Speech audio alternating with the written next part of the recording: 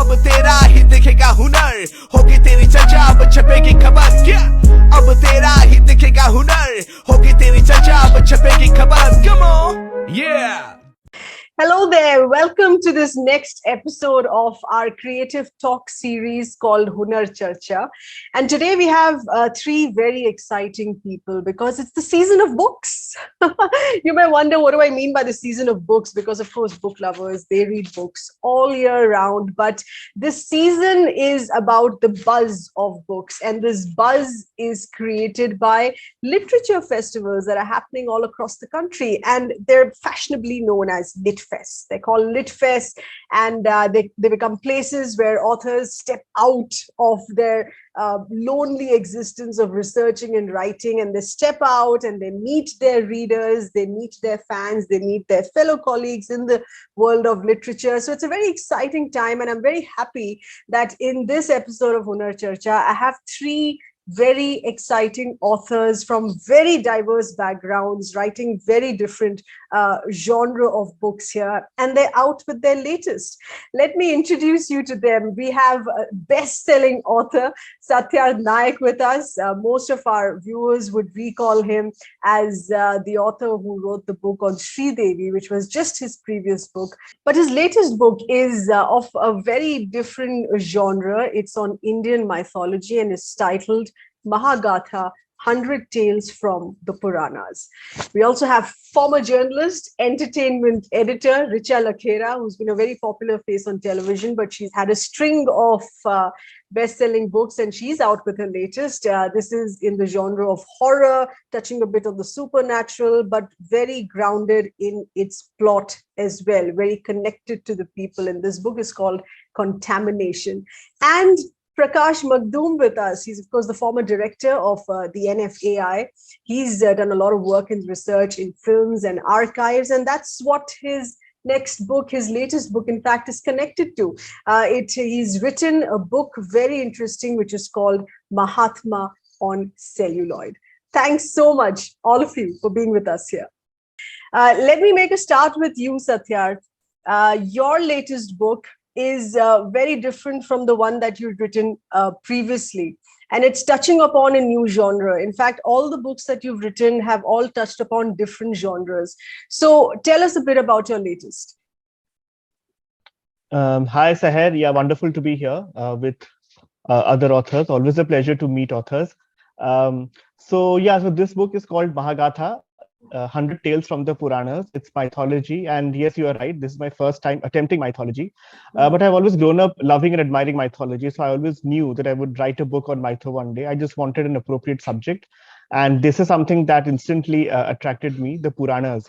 I mean, the Puranas are a universe of wisdom, for Hindus. So, and they have an ocean of stories. So while one has grown up hearing and reading a lot of these stories, I wanted to explore to know if there are many more. And that's exactly what I found, an ocean of stories. And so out of all of that, I have kind of handpicked for all my readers, 100 of the greatest mythological stories. So that's what this collection is all about. All right. Prakash, your book is very much dependent on the archives that you found, because while you were there as the chairperson of the NFAI, you found this and then you started researching further as far as footage, video camera footage specifically concerning Mahatma Gandhi ji is concerned. So how... First, of course, let's just hear it from you on what the book is exactly about for the viewers. Then we'll get into other details. So thank you, sir, for having me along with my other co-panelist. In fact, my book is titled The Mahatma on Celluloid. And this is in a way a paradox because Gandhiji didn't like cinema as a medium. But he is, one of the most filmed and photographed men in the world. In fact, in 2019, we celebrated 150th birth anniversary of Mahatma Gandhi. And while at the archive, we kind of did a few events commemorating the occasion. we kind of curated some festival poster exhibitions, and as a part of that, I started. In fact, I was part of that team, so I started kind of researching more about it, and then I realized that there is literally kind of a huge amount of footage which has been filmed on Gandhiji, and I'm talking about both the newsreels, the newsreels which were earlier, used to screen just before the actual film used to start, and then the feature films. So there's a huge amount of moving image, which is available on Mahatma Gandhi, and that's what attracted me to kind of towards exploring more, and it resulted because I had the huge database at hand in the archive, both the written material as well as the films. So kind of I thought this is a fascinating subject to explore, and that's how this came about. Yeah. Absolutely. Richa, about your latest book, you of course have had a string of very exciting novels in the past as well. But contamination, when one reads the title Contamination, living in the COVID world, your mind just works in one direction, but it's very different. And it has a female protagonist, and it sounds very exciting. So tell us. Absolutely. See, this is the book, Contamination. Here, this is the merging of two genres, war and horror. Abhi, simply put, I mean, it is grenades, guns, and ghosts. जैसे कि हमारी taglines होती है in cinema, But wars are not simple. I mean, there is nothing called a simple war. Even a low-intensity war is very complicated. And there's just so many tragedies and perspectives and stories. And isme though you have supernatural elements also. Yeah. So see, as a journalist, generally one's exposed to conflict stories, even if this was not my beat. I mean, I do the entertainment beat. Yes. But when you are a journalist, we are exposed to really lots of stories of conflicts, like literally every day. Absolutely. And specifically when it comes to this particular book, I'm talking of the conflict between the state and indigenous tribes or forest dwellers or Adivasis who thrive along certain belts in India, like in Northeast or Jharkhand, Chhattisgarh, Orissa, to name a few places. And these people live really buried under compromises, and they are mostly denied their traditional land rights. And these land wars are always happening between the state and the forest dwellers. So sometimes they resist, take up arms, fight back, and then they earn the wrath of the state. And we all know that the state is, built to outflank every rebellion. And be it by Nakabandi or police bandobast, and the stakes become very high here because on one side you have the bullets flying and grenades exploding, body count rises, characters are spending days dodging artillery, getting slammed, and they have to survive on low ammunition, dwindling supplies. On the other hand come the ghosts. So I tried to merge the paranoia of a constant war situation between the state and Adivasis and horror imagery. And from the hunted, these people become the hunted, the characters, and literally it takes them to the edge of being human. So I wanted to see how much I could kind of put in the story without it becoming too excessive, and it had to be believable also. And of course, the larger unifying theme is that war is the greater horror and not ghosts or ghouls. But having said that, I just want to add one more thing. Was I skeptical about introducing the fantastic into the rational? Yes. Because I've never talked about the supernatural before. I've never written about this. So that's what I was saying, that the book is very grounded, but it has an element of the supernatural. And was I unsure about testing the reader's commitment to the rational? Yes. I was like, oh my God, why am I even getting into this? But at the end of the day, you have to go with the gut feeling. And because this story, I think, delivers a little more than just, what I'm saying? Why did we start listening to stories? I think it delivers enchantment. It delivers more than escapism or entertainment. It's a promise of a world of wonder, mystery, and it offers a hope that we haven't seen it all. And there's so much more than the rational. And I think when during the pandemic, we were kind of pushed more towards this. Yeah, absolutely. I mean, it was desperation of clutching on straws. Yeah. Yes. Satyarth, talking about hope, wanting to pick up from where Richa has left it there. You've shortlisted the 100 Puranas out of all. So this was a very tall task. On what basis did you shortlist? On what basis did you still thread them together? Of course, taking into account lovely illustrations in your book as well. But what was the basis of this shortlisting of 100 and then chronologically threading them together? Yeah.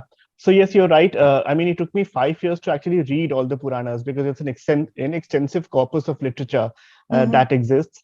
And the initial list was some 300 stories. So out of that, I finally culled it down to 100 stories. There was actually a three-pronged criteria, which is why the stories made it. One, of course, was how exciting is the story. I mean, that was the very basis of it. It had to be a very intriguing, a very interesting tale that would be, that would be a joy to read. So that was, of course, the primary concern. Also, who were the principal figures involved? The gods, the demons, the kings, the hermits. Who are the characters involved in these stories? And also, if there are some lesser known stories that deserved a wider audience. Because so many stories in this list are stories that I had never heard of, or I'm sure many readers would have never read about.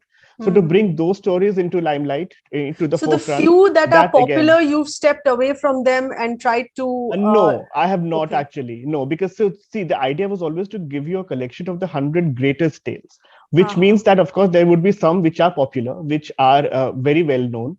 Right. But at the same time, there's an equally number of stories that are unpopular and unknown. So the idea was to give you a mixed bag. So the moment you come across a known tale, you'll instantly identify with the book because you know these characters, you know that story, you know that arc.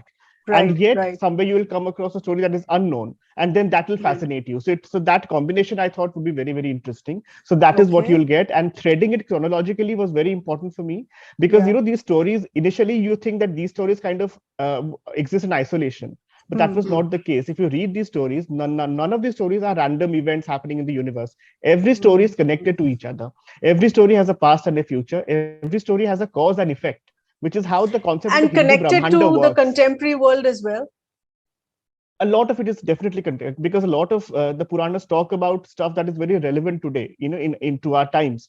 So definitely and fundamentally it is about the search for truth, the search for answers, which is what humans are, we continue to do even now. So that remains the thread. So that was the idea of bringing them together. So while, these are 100 different stories, but together they actually make one big Mahagatha. That is why we're calling the book Mahagatha, because it's actually one big story. So I want my readers to read it chronologically and then understand the narrative, because that will be very enriching for them. Yeah.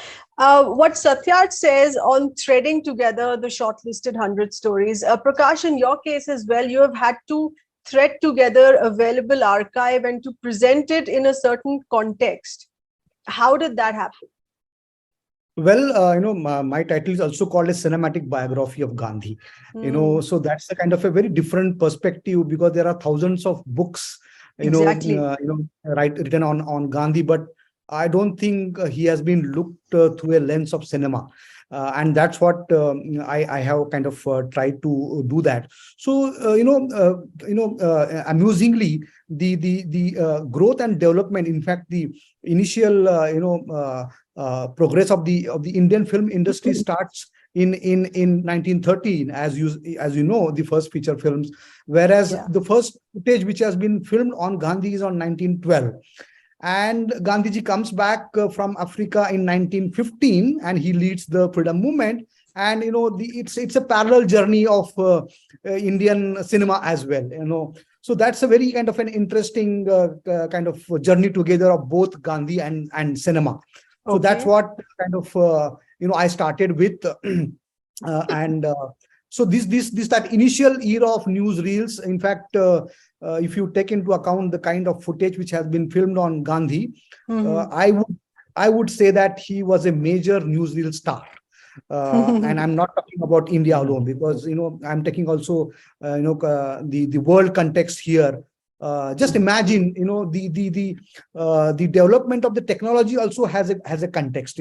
The sound. Initially our films were silent, and sound, at least in India, came in 1931. And as you know, Alamara was the first talkie, which was released in March 1931. And in next month, April 31, a movie camera team from Hollywood, it's Fox Movie Tone, they come with the entire those equipments and interview Gandhi on an audiovisual thing. It's the first talkie interview. Wow. So just 1 month after the sound comes into cinema, foreign kind of crew comes and interviews Gandhi, Right. and that literally the New York Times take note of it next day as, terming it as cinema's triumph. Okay. So this is a very, very Interesting. kind of a No, very fantastic, fascinating headline yeah. there. We could hair split on the headline as well.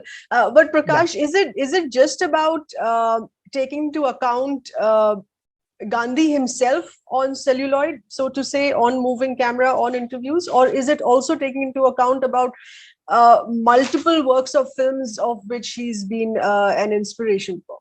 Exactly. So that's what the newsreel is a major kind of focus. But at the same time, there have been many movies and across languages which have been made based on the values and principles he propagated, basically. And this started even when he was alive.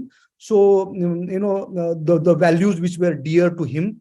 So that's all, women's empowerment, village development, cleanliness, the religious, convergence, all those things, which he believed in. Because the earlier filmmakers were also inspired by the nationalist cause. So even these themes were found in the films, and then obviously the biopics, which came, and this current kind of trend of imagining Gandhi in the present times. For example, Munna Bhai. The filmmakers think that if Gandhi was alive today, how he would have reacted, to the problems of the present. So this is another kind of a genre where filmmakers are exploring the Gandhian theme. So these are all various threads. I thought could be put together in a book, and that's what I have tried to do that. Okay, Richa, let's look at the larger picture now. On the larger picture in terms of since we are in the season of Lit Fest, as I say at the beginning as well, it's the season of books. I mean, you're reading books all year round, but the Lit Fest kind of just trigger it as a season. How do you think that experience is for writers? Does it cause it has aspirational value, but do you think the judgment of how good or how bad an author is should only be rested on that yardstick of a Lit Fest? No. You know what? Essentially, when we are talking about Lit Fest and all, this is a very secondary thing for me. I mean, essentially, there are lots of things which, as writers, we are invested in. For instance, I mean, apart from just the writing craft of it, if you're talking about the other part, the Lit Fest circle, or for instance, what I'm concerned about is not the Lit Fest, but how commercial fiction versus literary fiction. You see, there is this whole battle that has been going on for years, if not decades, and that there are awards for lit fiction, but when it comes to commercial fiction, they are all clubbed together under popular choice. Right. And so that is something which really no one has really done anything about. There seems to be a gray zone there. And so I'm not really very much invested or concerned about, because literary festivals happen and that's a lovely place to be. But I don't know how much really, it really doesn't. As a writer, what I'm more concerned about is the story. Because primarily we are storytellers, and my concern is different, is more in terms of what is being accepted and what will work. Like, for instance, how I see it is most of the content storytellers, the way it's turning is either we pander either to commerce or culture, right? And commerce would be related to the desires and culture to the needs. And, and now most of the books now are also looking for screen adaptation. That's also something which I'm invested in. More. So since most book, that would be a happy ending, ideal happy ending, as Satyarth would also agree for fiction books. In fact, I was going to come to that next. Yeah, because that's becoming a trend. Satyarth, your opinion, the importance of, and Richa has added the other element to it. So the importance of Lit Fest versus commercials, which becomes very important for publishing houses. I mean, the workings within the publishing house, it becomes editorial versus marketing and sales as well now as much. Yeah. So how do you put that all together while moving ahead as an author, keeping in mind so many other subworlds of vis-a-vis just writing as a writer? You're stepping out and dealing with many more worlds after the book is out. Right. See, writing is a very lonely profession at the end of the day. It's you Yeah. sitting on your, very enriching, very rewarding when you are there, in your on your laptop and you are into that world with all those characters. But end of the day, it is a lonely profession. So definitely, I think something that Litfest kind of a vacuum that it fills is that you meet other authors, you get to meet your own readers. That I think interaction is very important. So you get Hmm. to firsthand see the kind of appreciation they have, the kind of feedback that readers can directly give you.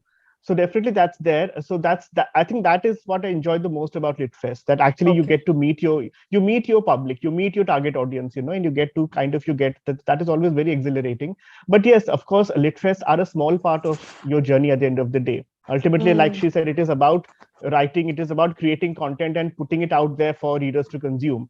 So that is, of course, the most important part. Commerce and art, that friction will always remain. Is there in every Right. creative field.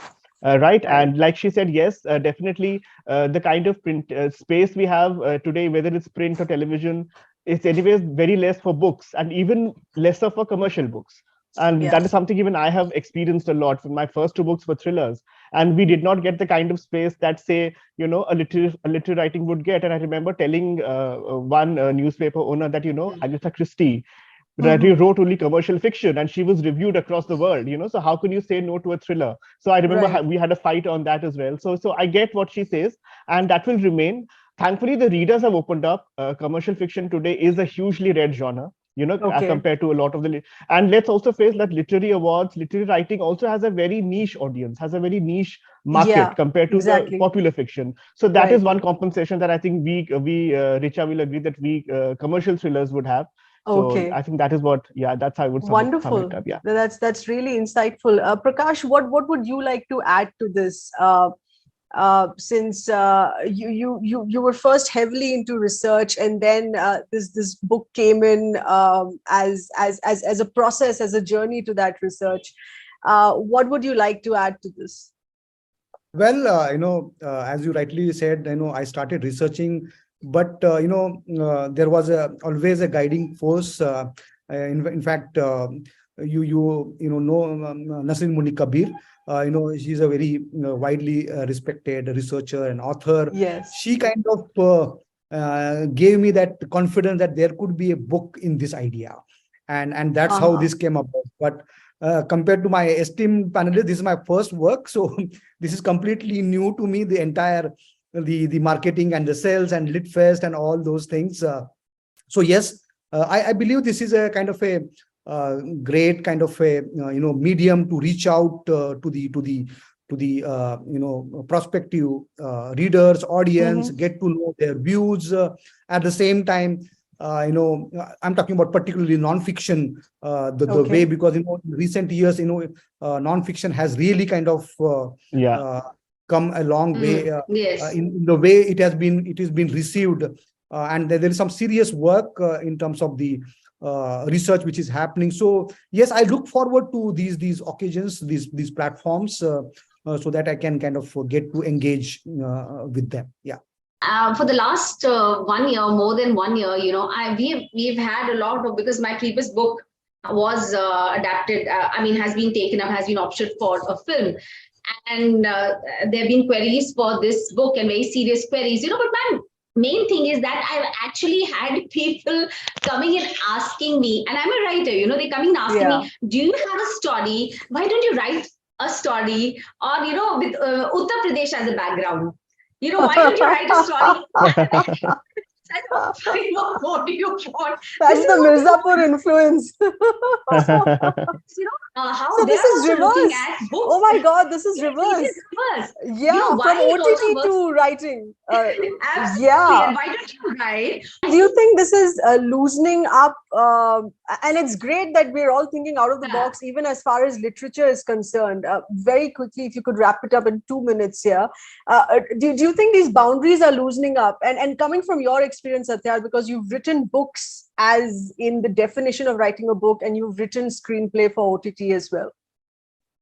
Yeah, definitely. I mean, these boundaries are all blurred now, and Yeah. definitely there's a lot of hunger in the market for good content. So, if you're a writer who can write well, who can create wonderful stories and characters, definitely there's a Mm-hmm. market out there which is ready to pick it up and option it. So Right. definitely it's a great time to be a writer. in any avenue, whether Okay. we write books, you write films, you write OTT. It's a great time to be a writer, and I just hope that the readers are equally excited about what we are putting out, and Right. so they lap it up. So that is more Okay. important. Yeah. Prakash, final word to you here, because you've taken the celluloid onto film, so you've straddled two worlds as well as far as research and writing is concerned. But you think your kind of a book can make it to celluloid as well, as a researcher being a protagonist to the subject you've picked?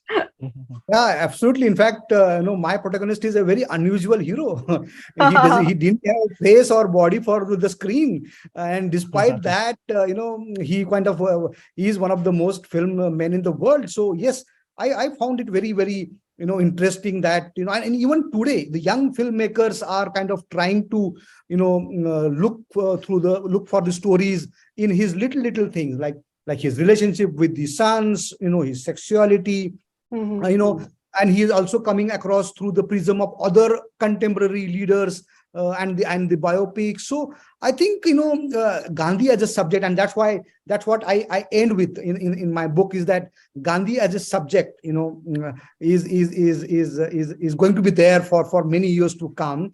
And Right. in fact, I give this a bit of kind of a anecdotal thing, that when you go to watch a movie, even in today's times, in Mofussil towns and villages, you buy a ticket by giving a note, and on that note the Gandhiji's photo is there. I mean, he's the only man featuring on note. So this is an irony, because people are exchanging this note to experience a pleasure which he never enjoyed. So Never enjoyed, so or not even acknowledged. I mean, he kind of shunned it as well. So exactly. Yeah, So this is a very paradoxical thing, but that's what the entire fascinating story, and I hope the readers will enjoy this tale. Cool. Thank you. Awesome. And it's actually interesting we're talking about that, because actually last night I got a mail from an entertainment channel, like, would you want this book to be converted into a television series of 100 episodes, where Right. every episode is a story. So yeah, so I think exciting times ahead for all content creators. So yeah, so more power to all of us. Awesome. I'm going to be joining that gang as well very soon. Awesome. We Yes. look forward to welcoming you into our All the best. fold. Okay, wonderful. Thank you so much. Thank you. Thank you. Thank Thanks you. a lot. Richa, thank you so much. Thanks. Yeah. Beautiful. Thanks for being part Thank of Hunar you. Charcha here. Yeah.